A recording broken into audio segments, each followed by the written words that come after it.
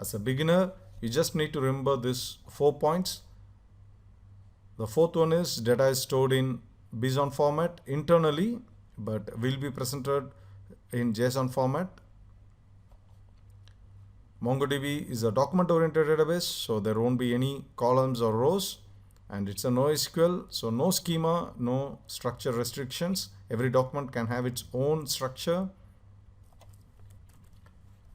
As a NoSQL database, it's designed for horizontal scalability, and this horizontal scalability stuff is called as sharding. The final important point is underscore ID is a primary key that is auto-generated field for every document. So these are the 4 key points you need to remember as a beginner. Now let us move to the third question. Now to the question number 3, that is how to install MongoDB. This is the easiest step. Just Google for MongoDB download. The link will appear. Downloads MongoDB. Click on that.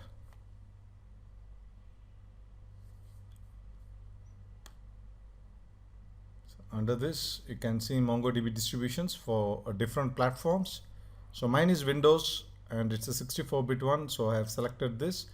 On clicking download, it's a 100 MB file. It begins immediately. There's no need to register this form.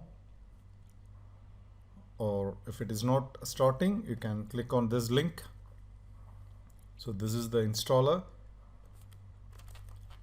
After downloading, you can just double click the installer to install. It brings up the setup wizard. After successful installation, you can see MongoDB under this directory, C program files MongoDB.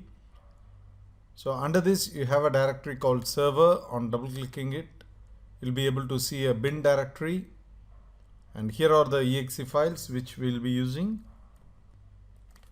These are the 2 important files we'll be using, that is mongo.exe. This is a client, and mongod.exe. Guys who have worked with MySQL knows about mysqld.exe. This is similar to that. The next step is to run this MongoD server. Under this directory, that is C program files MongoD server, I just need to start the MongoD process, which is the server. On clicking MongoD process, we must see in the console the server is starting up. If you are able to see this line that is waiting for connections on port 27017, this is the default port on which MongoDB runs, then your server is up. If you are not able to see this one, probably you may not created this folder, that is C data db directory. So just create this directory C data db and start this process. You'll be able to see MongoDB running on port number 27017. I repeat again, if you are not able to start up this process MongoD, just create this directory, that is C data db directory. So MongoDB will use this one and it will start the MongoD process. Now to connect to MongoD, we have many type of clients available. Let me use the default one, that is mongo.exe, which is provided by MongoDB. This is a CLI based client. I'll be using a different window for this.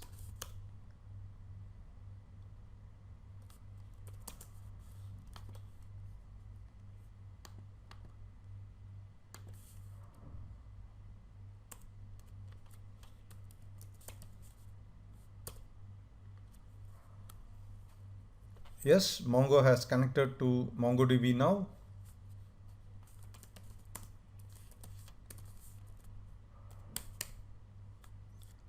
So this command show databases shows me 2 databases, that is local and product DB, which we have seen earlier through the RoboMongo client. As a beginner, using this Mongo shell is very tough. So let us use GUI products which can ease our development. So with this, we have answered the question number 3, that is how to install MongoDB. Let me recollect the steps what we did.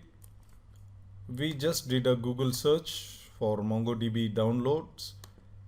and on clicking the link, it has taken us to the MongoDB download page where I have selected the corresponding platform and the version.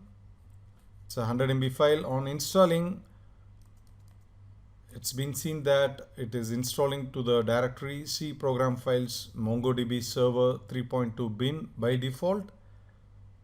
And there are many exes available under this directory, out of which mongo.exe, this is a client, and mongod.exe, this is a server. Both are important.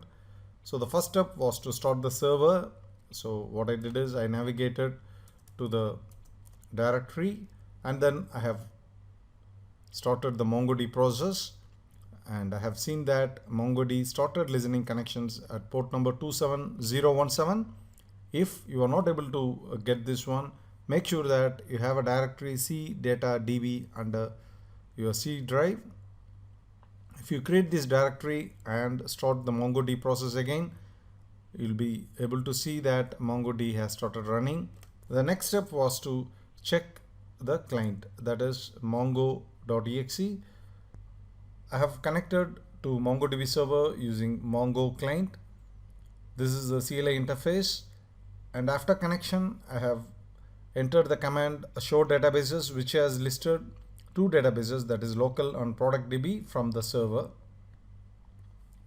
With this, we are finishing our question number 3 successfully. Now let us see what is in the installation package, which is important.